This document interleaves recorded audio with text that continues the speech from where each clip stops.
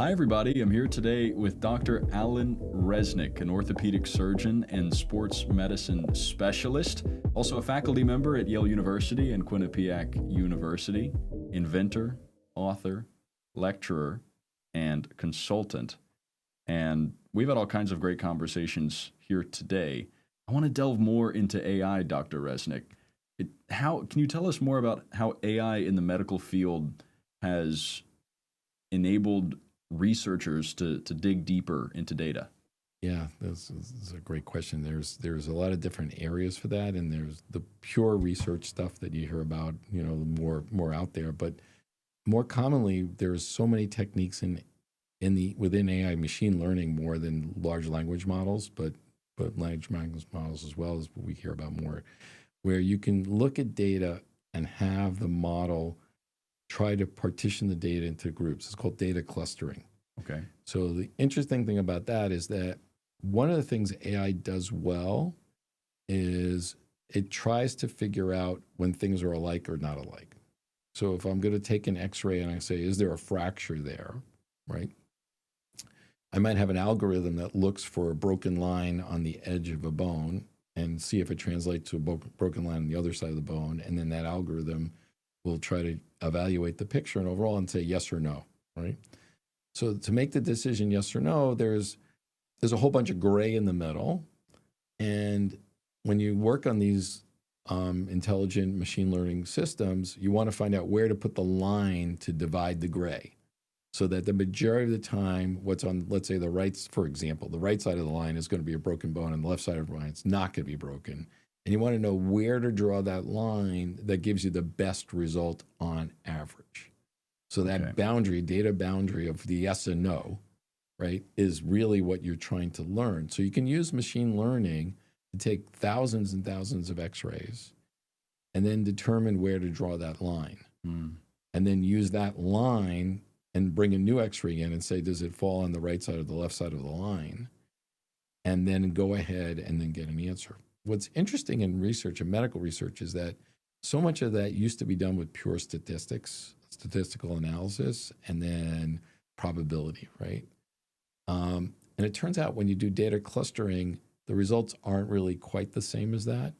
That sometimes features in an X-ray or a picture or anything you're looking at come to the forefront that help make that decision that you would not have thought of before. Is it the data clustering takes more data into account? Like when you're saying that it was based on statistical analysis, are they measuring width of the bone, right? It could be. It could be that, or the density of the bone itself, or other things. The fascinating thing about that is that a lot of the statistical common research analysis is I have a hypothesis and an answer, right? I think of the idea, I create an algorithm that may address that idea, and I might think that this is the way to tell the difference between two bones are broken or not, for an example. And it's not the best example, but it's just useful because it's visual, right? But if you do data clustering with machine learning and AI, other things may come up that you wouldn't think of. And all of a sudden a factor that you never heard of before becomes important. So there's like some famous research that was done, not within the last 2 years, where they looked at Parkinson's disease, for example. Okay. And they partitioned Parkinson's disease with machine learning into 3 types of Parkinson's disease based on just reviewing charts of Parkinson's. And there's a rapidly progressing, a slow progressing, and a medium progressing variety. Based on all the parameters, you can actually classify, find the line, like we're just talking about, of patients coming a priori into those categories. And then it turns out those categories have different prognoses, right? Now, originally, if you said to me, how many types of Parkinson's would there be?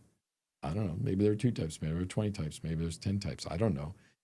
How many types might there be that are clinically significant? Well, it turns out with this analysis, maybe there's only 3 clinically significant types, based on the knowledge we have today and the information we have. Now, there might be a genetic test or some other thing later that might change that. And that surely improves treatment, right? If you're able to actually delineate.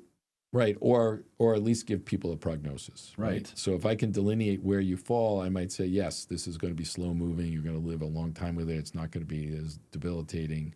Or no, this is really rapidly progressing, we have to be more aggressive with you, right? So that's one thing. And the other thing that was interesting is that there was a correlation, like a drug that we use for diabetes, metformin. It turns out if you're on metformin and you have one of the types, it seems that Parkinson's might progress more slowly. So that would have been never figured out in a million years. Right. Because it's like apples and oranges and pears. I mean, like, where do we find the common ground there? They're fruit. Yes, I get it. But what they affect each other? I don't know. Maybe make fruit salad, it's okay. But, laughing aside, I mean, these are the kind of things that AI research might bring to the forefront that we would never have thought of before. So that's just one example. There are other interesting examples we could talk about. That's interesting because I think of AI as doing things that humans would do anyway and making them easier. But what you're talking about is doing something that a human would naturally do. Yes, because the AI, in its own weird way, both can be prejudiced and non-prejudiced, right? So if I trained a large language model on all of the internet, we found out that it has all kinds of bias built in, right? Right. So it's highly prejudiced by what we've trained it with. But if we ask for like a data cluster from machine learning, which is not LLM, it's a little different, it may have no bias at all. It's just looking for the best fit, right? So it doesn't know a priori what we think about the disease. It just has the data. So being it has no bias in that type of analysis, it may discover things we would have never thought of. Very well. And in fact, it seems to have done that. So another good example is during the pandemic, and this is fascinating in so many ways because it just layers on a whole bunch of ideas on top of each other. During the pandemic, they found that if you looked at search histories before the outbreak of COVID occurred, there was an increased purchases and searches for diarrheal medications and treatments for diarrhea in the area where the outbreak was going to occur. I wonder, was that prescriptive or descriptive? Like, Okay. Did the diarrhea lead to more sickness or was it a symptom of COVID? So it turns out that COVID has a GI component, and sometimes that COVID GI component preceded the respiratory ailment.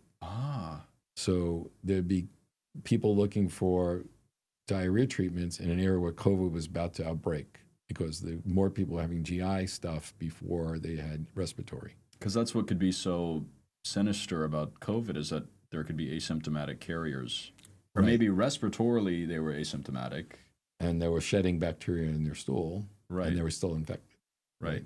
But also it was usually 5 days before symptoms occurred and usually were infected before the 5 days. So some people are asymptomatic or relatively mildly symptomatic and spreading the virus. So that's why COVID was so successful as a virus. So you think about what does the virus want?